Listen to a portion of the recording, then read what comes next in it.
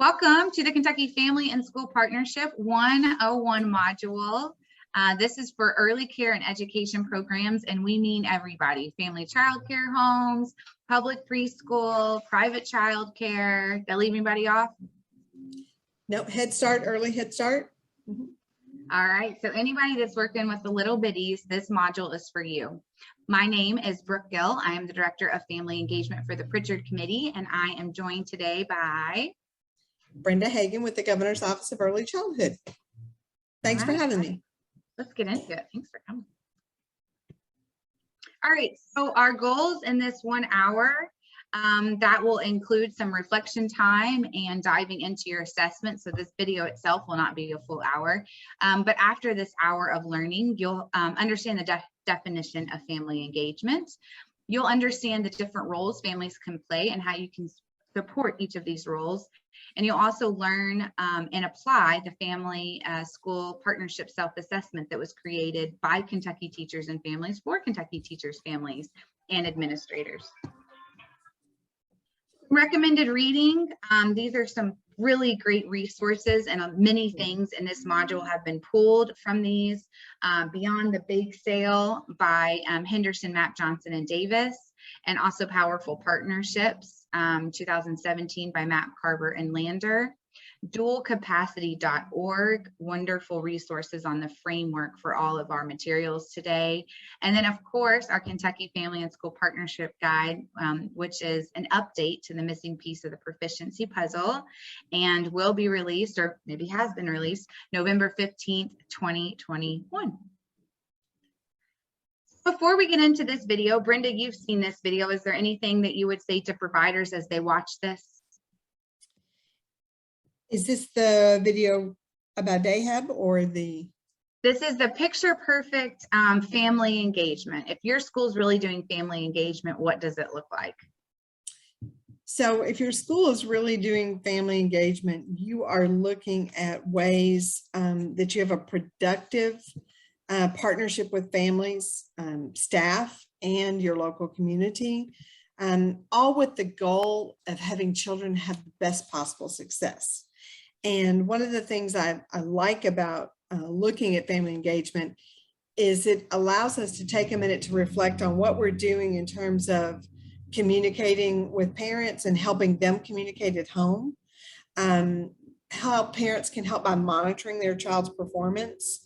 They can support learning at home in a variety of ways, and how they can kind of guide their child's education and then advocate for their child. And I think that when you look at effective family engagement, it is a whole group of people that are doing these things. But ultimately, we want families to be able to do this first because they are their best advocate for their child. Thank you. So well said. And this isn't something that you've just learned and kind of have a philosophy about, but you see this play out in a few centers that you own yourself, right? Yes. So I work for the Governor's Office of Early Childhood, but most people do not know that I own 2 preschools of my own. And one of the things that I really learned at one point, I owned one in Louisville, and that was a different dynamic than my sort of country atmosphere schools that we had in Hardin and Nelson counties. And so I really had to learn some things. And one of the things that I really discovered is how absolutely resilient families are, and how just a little guidance. I mean, everybody wants their child to succeed. Everybody wants great things for their kids. And what can we do as owners and directors and educators to help them get from this point to this point?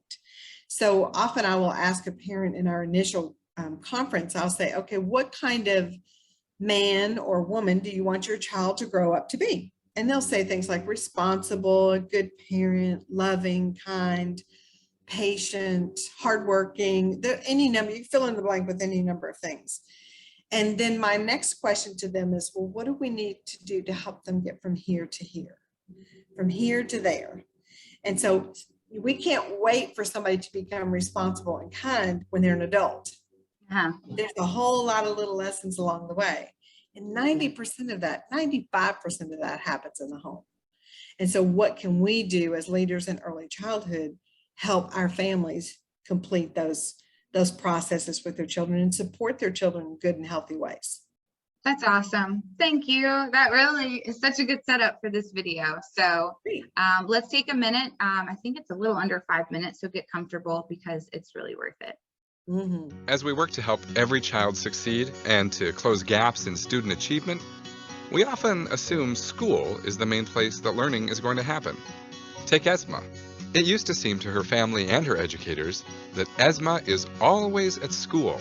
Not true, it turns out.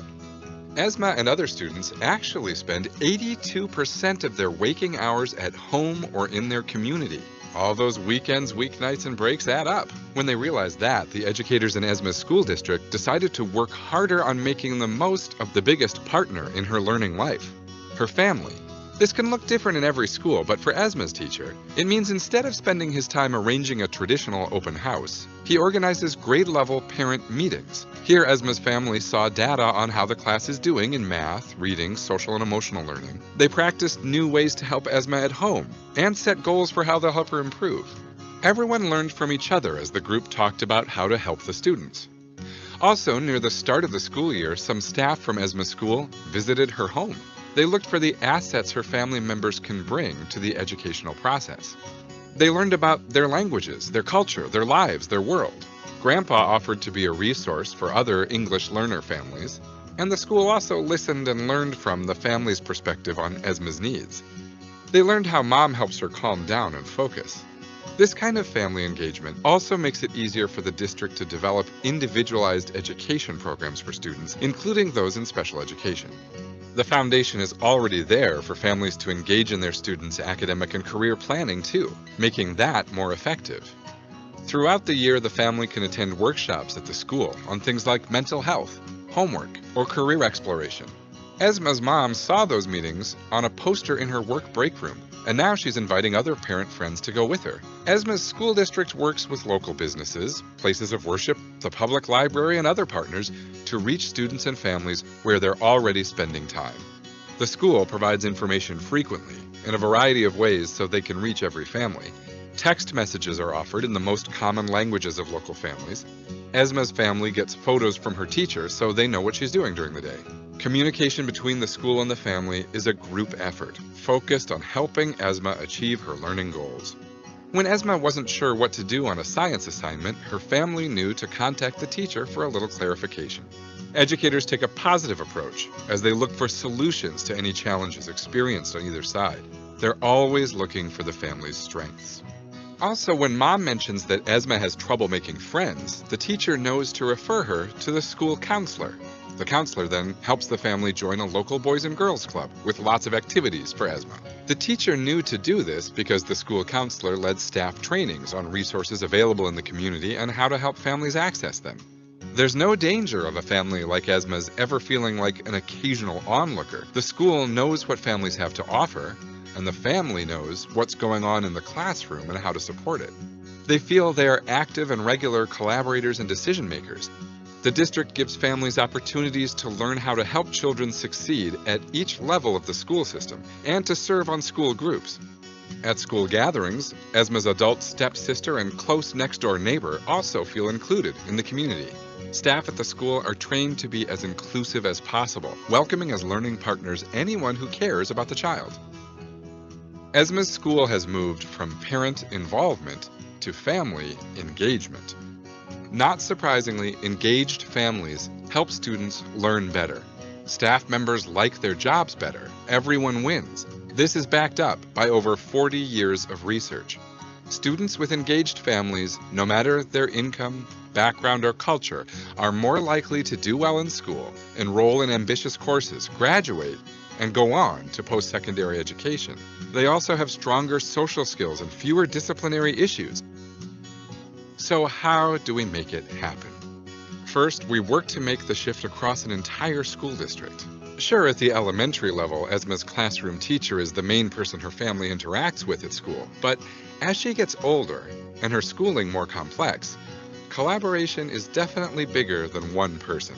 Really, all along the way, the family's interactions with pretty much everyone in connection with the school, from office staff to after-school staff, from bus drivers to principals, will need to be positive for them to truly feel welcomed.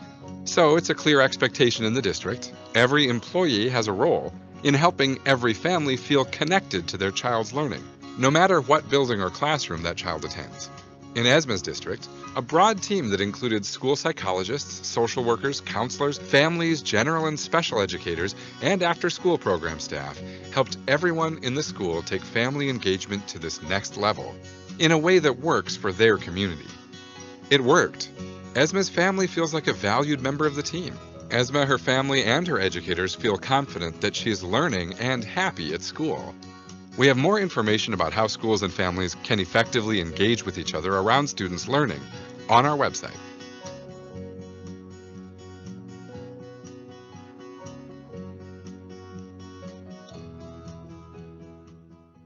All right, what if, Brenda, what if your centers really did feel like that and the journey for children started in early education and went on to be that much of a partnership through high school?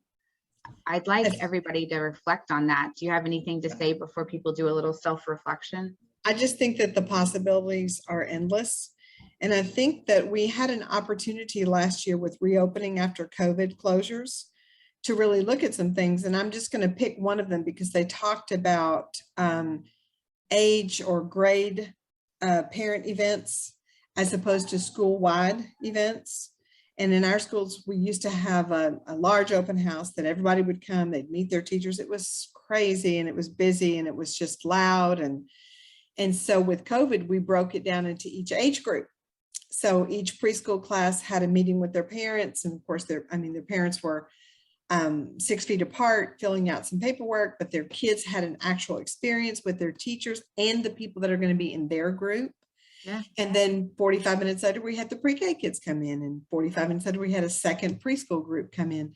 So it's like we staggered them. Yes, it was more work, and yes, the teachers were there, but actually it was easier because you could actually engage with each person individually, each child, and the children that came to start school the next couple of days later, they knew what to expect. They were excited to see those friends again. They were excited to see the teachers. It was so much more meaningful. Right. So much so that this year, when we didn't have to do it, that we've made that our policy to do it that way now. And yeah. So you might find when you're looking at things like this, that you're already doing something really well that you decide to just keep doing or tweak it and make it a little bit better. So absolutely. That's the best thing I can say. That's a great example. And I've heard a lot of schools, K through 12 and early education centers, that out of a necessity for COVID stumbled upon great ideas like that because they were forced to do smaller groups, but also move some things to Zoom. And so there was more participation in parent-teacher conferences and parent check-ins than there's ever been because we eliminated that transportation issue, childcare issue. Also, some families are more intimidated to come in person. School's a scary place for them, and maybe not the best memories in their childhood. And so when you eliminate having to actually come inside the building and sit in a little person chair inside a classroom, that can be a very intimidating experience. But families want to know how their kids are doing. They want to know how to support their kids. They just need a calmer environment, whether that be smaller groups, Zoom. So I think folks really figured that out about their families during COVID. So right now I want, this is our first reflection activity. So turn in your packet and you will see a space where you can define family engagement from this video. So what keywords may have jumped out to you in watching this video or in either of the things Brenda and I just shared. So pause us now and record your answers.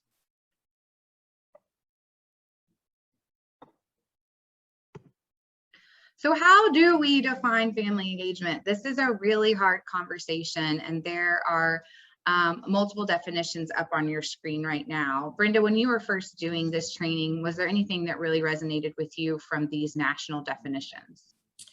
The term shared responsibility stands out to me, and that it also is families, educators, and community partners. And the idea that we want to empower parents. We always think we're trying to do that. I think I'm trying to do that. But I realize that doing things for them or giving them information is not the same thing as empowering a parent to advocate for their child, to share in the responsibility for guiding their work at home and encouraging them. And so family engagement is a lot more than what I thought it was. I thought I knew what it was, and I shared this with you earlier. I was very critical of myself as I went through. I didn't want to give myself credit for anything that we weren't doing, but that's an eye-opening moment. And the idea that we all share that responsibility, it means we also get to share the load. If it feels a heavy load for someone, think of what that must feel like for a parent to feel like they have a partner that really understands their child and loves their child and wants the same good things for that child that they do. By the same token, think of it from the perspective of an educator and how nice it is to have a parent that's supportive of what their child is learning and is trying to kind of not only reinforce it, but also carry it through to the home environment. What a richer experience it is. So here's the definition that the Kentucky Collaborative for Families in Schools put together. And this is a network of families, educators, school administrators, community partners. And we did our homework and looked at different definitions, and we tried our best to get it shorter than this, but we just couldn't. So this is where we're at right now. But I love the first word out of the gate, which is productive. It's about being productive, equitable, and inclusive with all families. And so each of those are really loaded words that have a lot of intention behind them. And I like the word productive because even in my experience, I've got a kindergartner and a fourth grader. My exchanges with teachers may have been polite and welcoming and kind, but I wouldn't necessarily have called them productive. Or meaningful or high impact. And so this idea that family engagement is really for a purpose more than just niceties and making sure everybody feels welcome, although that's an essential starting place. But am I learning how to support my kids' education at home because of my relationships with my kids' teachers? So it's also about this idea that it's birth through college and career. So family engagement looks different at different ages, as we all know. We're not going to go read books to our middle school classes, but there are ways that we should be engaging in our kids' education all the way through college and career. And that's across home, school, and community settings. So understanding that we all have a role to play. I also love the word reciprocal. Reciprocal. That this is a responsive activity that we're doing. That requires at least two people or two entities of some sort. And I just think that the reciprocal is really important because that's where the mutual respect comes in. And children can only benefit from their caregivers, their teachers, their parents, their grandparents, siblings, and the school directors. They can only benefit if everybody has this mutual respect in this positive work that they're trying to do. Absolutely. So one research, some people love those data figures, and I'm not big on the research and looking at the data, but this data point is really worth noting, and it's also found by our researchers from those two books that we recommended early on. So Henderson and Mappin, and they found this in 2002, and they are actually updating this evidence in 2021. So hopefully we'll be able to swap that out. But this showed that parents, when parents were involved, no matter what their income or background of the student, so it didn't matter what other trauma or socioeconomic or races or neighborhoods that we were looking at, but students with involved parents, in background and income aside, earned higher grades and test scores, enrolled in higher level programs, passed more of their classes, earned more credits, had less truancy issues, were able to get along with their peers better and had better behavior in school and graduate and go on to get a college degree. And this wasn't one study of 10 students. This was a mega study across multiple different groups and different research studies across the field, all culminating to prove the same point. So I don't know if when you did the training, this stood out to you, but this was huge to me to read this. Well, in my work on the transition to kindergarten plan with the preschool development grant, I came across some data on chronic absenteeism. through a group called Attendance Matters. And, you know, I always knew it was important for kids to go to school, but what we were finding is that if students miss 2 days by September of their kindergarten year, they are already on track to be 37 days behind by third grade. 37 days. I'm sorry, 67 days. It's 67 days. So 67 It's days. like, okay, wow. that's 2 months of school that they've Right. missed, and it's showing in their math scores and their reading and language scores. And so one of the things that I think is really interesting is that you don't have to start looking at attendance in kindergarten. We need to start looking in early childhood. Yep. Because if we can partner with families and staff and the students to ensure that they're coming to school as much as possible, you know, I mean, we don't want anyone coming to school when they have strep throat, but that they're there when they need to be there. And Attendance Matters has made a little chart that says, it's snowing outside. Should I send my child to school? Like, if your school's open, yes, you should send your child to school. So it has a little cheat sheet for parents. But I think if we can get parents used to quality programming and consistent attendance in early childhood, first of all, they're going to see the accomplishments of their children in early childhood vamp up. But then they're already going to be in that habit when they get to kindergarten, and parents will already understand that kindergarten is real school, because sometimes they're like, well, I'll wait till they're in first grade. That's when real school starts. But it's really not. Right. You know, it's all about processes and routines. And the best thing we can do is start looking at that. But I've never seen anyone really address it other than taking attendance. And so what we're looking at is, what does chronic absenteeism look like in early childhood education? And what are the barriers? You know, is it because mom can't get there until 9 o'clock? Is it because they don't have quality transportation? But all of these things, if we can address each one of these things, you know, if we can address just attendance and have consistent attendance, we can get some of these other things up. And so that's what spoke to me in particular about this.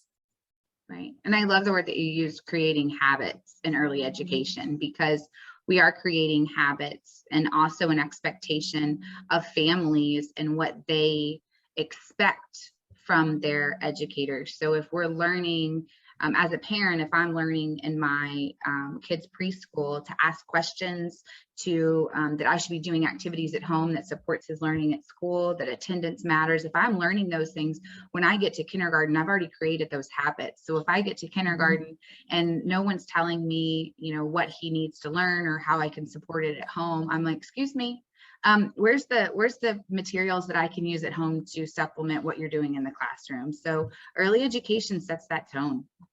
I do want to think about how we might redefine family and community engagement. And this article is so powerful, and it's really short.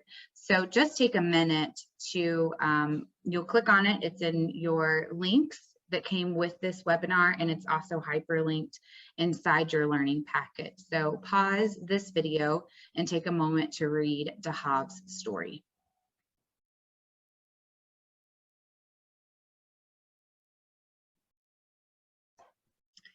All right, Brenda, could you relate to Dahav's story at all? Absolutely. You know, I was one of 5 children, and my mom worked at the sewing factory, and my father was a bricklayer. And, you know, 2 parents supporting 5 children requires both parents working, unless you're rich, and most of us aren't. And so when I looked at her story, I started to think about things like extracurricular activities, and PTA meetings stood out to me. So one of my friends in like 1st or 2nd grade, her mother was the president of the PTA. And I was like, that'd be so cool. I wish my mom would be on the PTA. You know, it was like a rock star thing in my mind, you know. And the PTA meetings were at 3 o'clock right after school, after the last bell, and they were in the auditorium. Well, my mom worked. She worked until 4 o'clock. There was never going to be a PTA meeting she could go to. But I would still go sit in there before I went home and think, maybe my mom can come today. And we didn't get to do things like band or cheerleading and anything, because at that time, uniforms were not paid for. You had to buy your own uniforms. If you did band, you had to buy the instrument. There was no instrument rental. So it was different. I mean, it was in the early 70s. And so luckily some of that stuff has changed because we're addressing those barriers. But I remember I wanted to be a brownie in the Girl Scouts. That's like what you get to do in kindergarten and first grade. And my parents signed the permission slip. And I was like, yes, that's half the battle, just getting them to sign the permission slip. You know? Right. And then I went in and I brought home a list. There were monthly fees. There was an enrollment fee. You had to buy the little brownie sash and all the buttons and everything. And then you had to host it at your house and provide stuff. And I was like, I'm not going to be able to do this, you know. But I'm sure your family supported you in other They ways. did. And that's what I love about the Hop story is we may only see, did you sign up for brownies and is your mom on the PTA? Oh, you didn't do either one. Your parents Right. must not be supportive of your education. Yeah. And I'm sure that I had people at school that thought, well, those parents never do anything. But this is the same home. My mom taught us all how to wash clothes, do the dishes, clean the house, but also how to engage with each other. We cooked meals together, even when I was 5 or 6 years old. And that was one of my favorite things that we got to do. And then my dad found out that I was really good at spelling. So every night he would go over my spelling words with me, but we would play a little game like a spelling bee. And if I got a certain amount right, I would get like a bag of chips, which was like one of those little individual bags. We didn't buy those. We bought like the bulk bags, you know. And they were usually like the off brand, but it was like a bag of Lay's barbecue potato chips, which was my favorite. And so I think about that. The things that my parents did were so much richer than things like going to a meeting or paying a fee. But I really related to her story because the looks that you got from other people, because they didn't understand what we were doing at home was way cooler. I love that.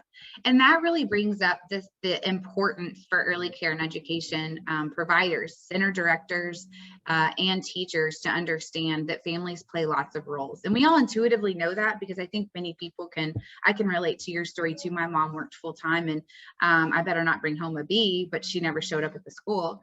So there were ways that she was setting expectations and supportive of a learning environment at home, but she wasn't actually in the school building. And so we have to think about and name these different roles that families can play so that we can help support those roles. So if you do have a dad who's helping you with your spelling homework at home, then it would be really cool if the teacher could offer some other cool ideas of how he could have helped you with your spelling words, or, hey, did you know there's like this community spelling bee? Or if we know the roles our families are playing or can play or want to play at home, there's things as educators that we can provide that can support that rather than just continuing to bang our head against the wall of why nobody's showing up to our parent events. Well, that's not what they want. They want other ways to engage in their child's learning. So I want participants now to take a moment to read through these 5 different roles. And in your learning packet, you have a few reflective questions that go along with these. One is to think about a role that you can relate to, or maybe you hadn't thought of. You can just pick one for which one interests you, and how could you support families who are playing that role? So take a moment to read through them, kind of, wrestle with them and think about these different roles that families are probably already playing in your classrooms, and then choose one and journal a little bit about how you could help families be stronger in that role. So pause this video now and take a moment to complete that activity. This is another way of thinking about the roles that our families play, is the iceberg metaphor. And I think we've seen this used for everything under the sun, social, emotional, mostly for me. But this can also be used to think about family engagement. What we only see is if they advocate, right, on the school level for their child, if they're signing or not signing off on the paperwork, are they paying the brownies fee or not? Are they attending school events, and are they answering our phone calls? That's pretty much the only way we can gauge family engagement. But we have to understand that underneath all of that, there's many things families are doing at home. And so our job as providers is to make the unseen seen. Another way I like to think about it is making the invisible visible and the visible more intentional. So if we know families are at home discussing high expectations with their kids or helping them with their sight words, if we know those things are being done, let's shine a little light on that and help families understand some more concrete ways that they could be supporting their kids. So when you do have families that come to your school for conferences or other parent events, take that opportunity to show some cool little games that families could be doing at home to support their kids' education, rather than read to your kids 20 minutes every night. What else can we offer families as fun ideas? One of my kids' math teachers showed us some really cool math games that we can do with a deck of cards. That was like the best thing that ever happened to my parenting and supporting and supporting their education at home, because you just don't think of those ideas if you haven't had any kind of formal training. It doesn't dawn on me all of these creative things I could be doing in our everyday life to support their learning. Brooke, I always encourage parents to cook with their children. Yeah. And when parents are like a child, there are peelers that are kid friendly. A child can peel carrots and set them out and line them up and count how many there are, or which ones line them up longest to shortest, or fattest to skinniest, or the small end to the fat end. But also just how many carrots would you like in your salad tonight? Let them, and then they put what they want in there instead of, giving it to them already prepared. In addition to that, so our schools only have 3, 4, and 5-year-old children. We do not have infants and toddlers, but a lot of our families have younger children or have babies while they're with us. And so I always like to share the new CDC milestone tracker, because they can get that on their phone and they put in their child's birth date, their weight, if they were a preemie, any of that information. And then it will tell them weekly, this is what your child should start doing. And if they're not doing that, here are some things you can do to kind of create an atmosphere that would make those things possible. Mm-hmm. It also allows that parent to be able to kind of notice things, and then maybe if they're concerned about something because they know what should be going on and they've done all these things, and they're like, okay, this should be different. Then when they go to their pediatrician, they can pull that up on their phone and share it with them and say, hey, this is where we are. What do you suggest? And then another big thing I would say that we have done because of COVID that we have continued past, we're not getting rid of it. Let's put it that way. Okay. We purchased a software system called ProCare Connect. So our parents last year, they could never really come in and engage with teachers or the director. They had to drop their child off at the door. And these were things we had to do just to be able to open. And so there was that sense of not really being able to connect with your child's teacher. And that's one thing if you've already had another child there and you know those people. But if this is your first child and it's the first time they're going to preschool, that is a huge leap of faith. And so this ProCare app allowed us to send newsletters, which often when we sent them home in paper got tossed on the ground, thrown in the car, not really read. And now they're sent through the ProCare app, and parents will say, hey, I saw this on the newsletter. When do I need to turn that form in? And so you can also add the permission form. We can share anecdotal records, and we can send a photograph with it so parents know, especially that first week of school. We will often send home a photograph and say, look, I know your child was crying when you left, but at 10:01, this is what they were doing. Or at 8:58, like 30 minutes after you left, this is what they were doing. So parents can then breathe a little bit easier, do what they have to do, and not worry about their child. And so it's technology, and you would think that that would distance you more, but actually the way you use it can make it a great way to connect. And I love that. That's a great example. Thank you. So what does this all mean as we think about transitioning into giving you guys a little bit of content just to get you thinking differently about family engagement? Next, we're going to talk about thinking about a self-assessment and some concrete ways you can start transforming your school into more of a family engagement school. But this was the So What Does This Mean statement the Kentucky Collaborative for Families and Schools put together. When we looked at all the research and all the definitions out there, and we watched the different videos of how it could look and what we're doing, is that we said, what we need to do as Kentuckians and as providers and educators is we have to get beyond how we improve our family events and newsletters. We have to get beyond how we take those two pieces that have really been the cornerstone of our family engagement work, events and newsletters. And how do we need to improve those. like those need to be improved, because we still want to have that baseline of communication with our families. But instead, our time and energy has to be put into building relationships. So how do we actually sit down and talk to families? And so we really felt validated in this statement, because there was a presentation by Harvard and the Carnegie Center in June. And after everything they said, they presented all kinds of new research and expert panels. And one of the last things that was said is the facilitator said, are you saying that we actually just need to sit down and talk to families? And the presenter said, yes, I'm saying we actually sit down and talk to families. Mm-hmm. And so at the end of all of this, if you take nothing else from this webinar, right? It's really so quite simple. We need to get to know our families. It's less about the big, events and ways to get them to attend, but instead of counting how many people are attending things, is how many families do we know?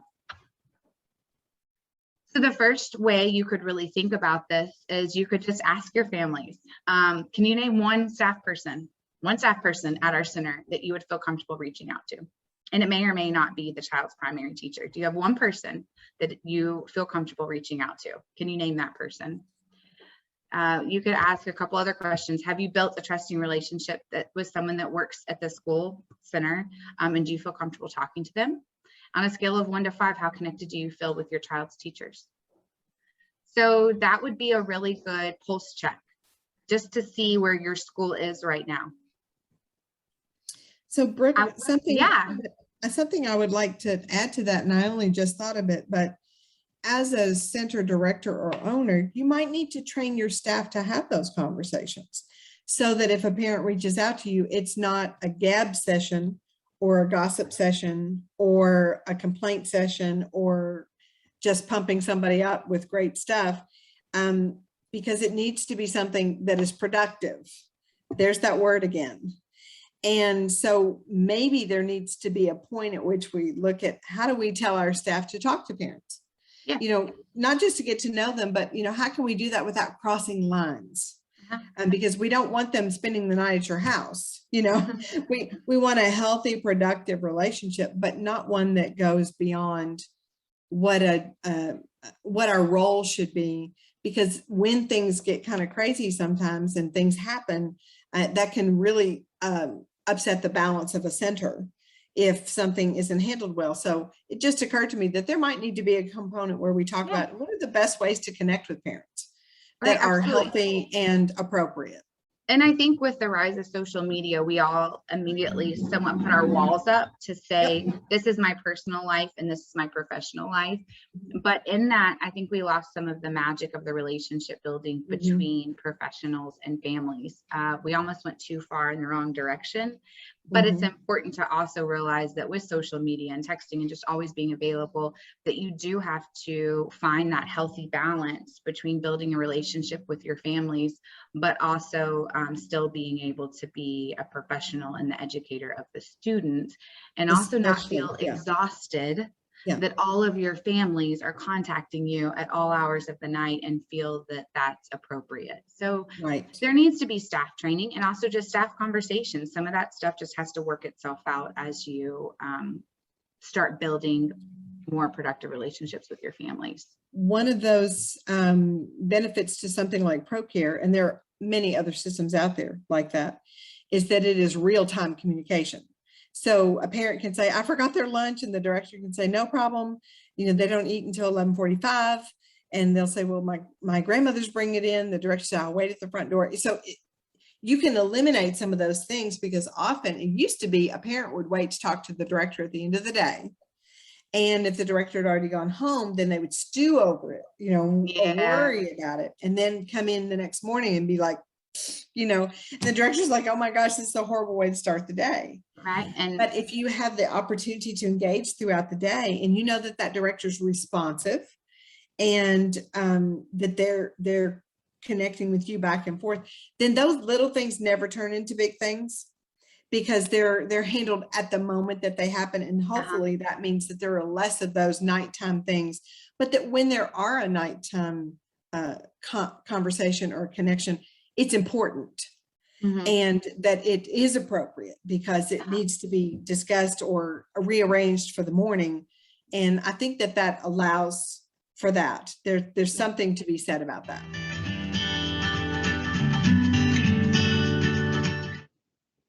Well, immediately after the home visit, I was then invited to a back to school night they were having in Stanton. They gave me the little flyer. I was like, well, we're having a back to school night. It's from this time and this time. Bring the kids, like a meet and greet the teachers and everyone that was going to be there. But one thing I can say about, Stanton, period, is that it is constant communication, something I never had, something I completely enjoyed. And it's not just negative communication, it's constant positive communication. I can be here at home, at work, anywhere, and one of my teachers would send me a text. Or I used to love it, Miss Lucas would send pictures. Take pictures of them doing classwork, and she said, you'll see, look how my Tanae, well, I call her Bird. The school calls her Bird, which I love because it's like a community. They adopted her nickname. So she would send me a text like, look at Bird. She's having a wonderful day today, and she's doing good. But in saying that, that allowed me to hear. I put a trust in Miss Lucas for doing that. So no matter what she said, how she had to say it, what the information is, it made it easier for me to receive it from her, because she had built this communication, this trust that I never had. So I tell people now, friendship. You know what I'm saying? We're not friends to talk every single day, but she's a person that I will always hold in a high regard. She will always have my respect. I really respect Miss Lucas, and I value her so much, because not just her, but all the teachers, but like she was the first one to really extend herself to me. And I would get the text, and then one day Tanae had a bad day, and she called me, and I was expecting to hear something good. Oh, she got good on her test, or she did read, and she was like, well, we had a bit of an issue today. I'm like, for real? What happened? Well, Tanae did X, Y, and Z, and I didn't get defensive. I didn't get, well, what did you do? Or what did I actually sat back and I listened, and I received the information, and I processed the information. For me, that was something different, because at that point in time, I felt it like, why am I not getting mad? Because normally when you call me on the phone and you telling me something about my child did this, I'm naturally on the defense, like, well, what did you do to make my child do this? Or who was messing with her in class, because my baby's a good baby. But in this time, it was different. And I don't know, it's because of the positive, feedback she gives me every day, the friendship we bought. It just made, when she was telling me what was going on, I took a breath, I stopped, and I listened. And then I was like, we actually got to a page where we worked together. I said, well, you know what, since she's having a bad day, can you put her on the phone? And I spoke with her on the phone, and I let her know that me and Miss Lucas are working together. We are a team, and if she asks you to do something, you need to treat it as if mommy is asking you to do something. So if she asks you to sit down, you need to sit down. And there was no more problems with Tanae. I love that video, and I think it's so good. And we are rounding out on our hour here, so I want to make sure that we get through the final steps here, and know that there's supplemental videos with Brenda and I. If you are wanting to know more, hopefully this has enticed you to learn more about family engagement and hear some of our examples and stories. But 4 core beliefs we have to agree on before we increase any of our family engagement effectiveness is that, one, all families have dreams for their children and want the best for them. Everybody's doing the best they can. All families have the capacity to support their children's learning. They may need help, they may need some new ideas, but they have the inherent capacity to support their children's learning. School staff and families are equal partners. And the 4th one seems like it almost contradicts the 3rd piece, but it's really important to understand that the responsibility for cultivating and sustaining partnerships really falls on that center director. And so center directors, you might want to push back on that a little bit, but it's important to understand that that's where the tone gets set. That's where the expectation of staff is set. And whether families engage in the partnership, that becomes part of the school staff and the family's responsibility. But the responsibility for cultivating it and ensuring that there's a system to sustain it falls primarily on our center directors and our early education centers. Brenda, is there anything you want to say to that last piece as a center director? Yeah, I just think that, if we want our students to have good behavior, it is our job to show them what that good behavior is and then support it when it happens, to encourage it. And I think it's sort of saying this at the adult level, if you want this relationship to go a certain way, we have the tools. They haven't been exposed to the tools yet. Most parents, aren't familiar with this kind of process that we're talking about. And so if we want that to go well, we need to set that out there and say, hey guys, this is our plan. And here's how I'm going to help you. And then bring parents along. You may have some that are fully cognizant of all this and they're all in it. They know what they're doing.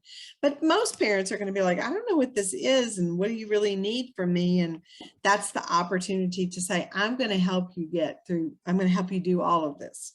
But I want you to know that, that I believe in this process. I believe in the family. I believe in your role. And I want to give you every tool you need. And you can't do that if you're not the ones guiding this process. Absolutely. And for me, the equal partnership part comes in and something that Dr. Mapp calls funds of knowledge. Mm-hmm. And the idea of funds of knowledge is there's things the families know that we need to know in order to do our job better. And there's things that educators know that families need to know. And so this idea of an equal partnership is also this equal funds of knowledge. We need to know what those families know that's unique about their kid, what calms them down, what upsets them, what's going on at school that could impact their day to day. So we've really got to pull on our families to give us information that can individualize and support that child's learning, while at the same time owning our role to ensure that that partnership continues. So in your learning pack, I want you to circle the belief that resonates with you most. There's probably one of these 4 that you're like, yeah, that's a no-brainer. And kind of star the belief, and it's usually number 4, but not always, the belief that you're challenged by the most. Also take a moment to consider the impact different races and classes and cultures have with all 4 of these core beliefs. And if you're doing this as a team and in person, this would be a great time to pause the video and have a discussion as a group. So here's 2 tools we want to leave you with, a little bit of homework or a bridge activity from this session to the next sessions, which is to look at this 4 versions of family school partnerships. This is a little cheat sheet to give yourself a score. Are you a fortress school, a come if we call school? Are you all the way up to a partnership school? Some people have been surprised that they thought they were really a partnership school, and after going through this activity, realized that they were come if we call school, which is fine. The purpose of this activity is to set a baseline and increase your awareness so you have room to grow. So that's one tool I'd love to leave you with. And the second tool is some strategies, some concrete action sheets of what you could do. So this can sometimes seem overwhelming, and we all have so much going on with back to school and COVID. And although we understand family engagement is important, like we've never understood it before, there still is a lot of fires happening right now. And so a great place to start, if you don't want to have to put too much creative thinking into it, is to just jump in at whatever month you're in. So if you're taking this training right now and it's November, then maybe the best place to start is just to rethink your family conferences. How are they going? Could those be more intentional relationship building opportunities? Could we get some hopes and dreams out of families during those conversations? Could they be a little more welcoming, a little more inviting, maybe bringing on a couple parents and saying, do you enjoy our family conferences? How could we improve them? So this is your 11 goalpost strategy sheet. And the idea is just to hop in right where you are, and in your learning packet and your materials that you got with this webinar, they're all hyperlinked to 2-page tip sheets that were created by families and educators in Kentucky. And the last, but certainly not least, is the school self-assessment that was created in Kentucky. And these are the 5 objectives that you will walk through when you go through the assessment: relationships, communication, thinking about learning, advocacy, and community partnerships. So we encourage you to take that self-assessment, and you will be inspired to dive deeper into at least one of those 5 objectives. And then you can join us again for about a 20-minute module on each of these 5 objectives. Brenda had a great idea, and what she thinks she's going to do with her centers is approach it by month.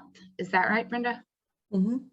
Yeah, I like the idea of taking that monthly schedule that you've given us and look at it and say, okay, so we are talking about meaningful relationships. This is the first one.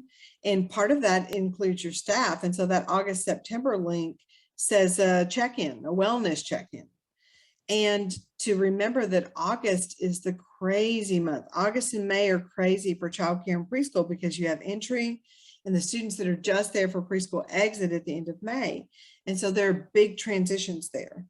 And what are we doing to help parents? But also that takes a toll on the teacher and the director. They're tired. And, Yeah. and when they've spent everything that they have, it's the first day of school. They have to be on their best. So the idea of building those relationships and touching base and saying, hey, you know, how's it going? What can I do to make your life a little bit easier right now? What are you struggling with, if anything? And if you're feeling really good about something, what's that? And Yeah. so just a phone call, just Sitting down and talking to Yes. families, right? Sitting down and talking to somebody. That's it. So that could Pretty be simple. a great place to start, is just to think about how do we start sitting down and talking to more of our families. And Mhm. just like in that the flamboyant video, how much that seems like, well, that's not going to really get us anywhere. But oh my gosh, that ripple effect, having those conversations and sending those pictures had for that family was a game changer. And then I think about creating those habits. Think about how different that parent is going to be through her entire child's education. She's going to be the one to say, hey, I need more information, or we're not talking enough, or I don't feel like I have a relationship with you. So that the expectation has now been set, which is wonderful. So Yeah, thank she's you, got a Brenda, for pretty high joining bar today. there. That's right. Yeah. So thank you so much for joining today. And thank you all. We hope you've enjoyed this introductory webinar. And please check out the additional resources that accompany this introduction video, but also some supplemental videos that dive deep into each of the 5 objectives from the self-assessment. Bye. Bye.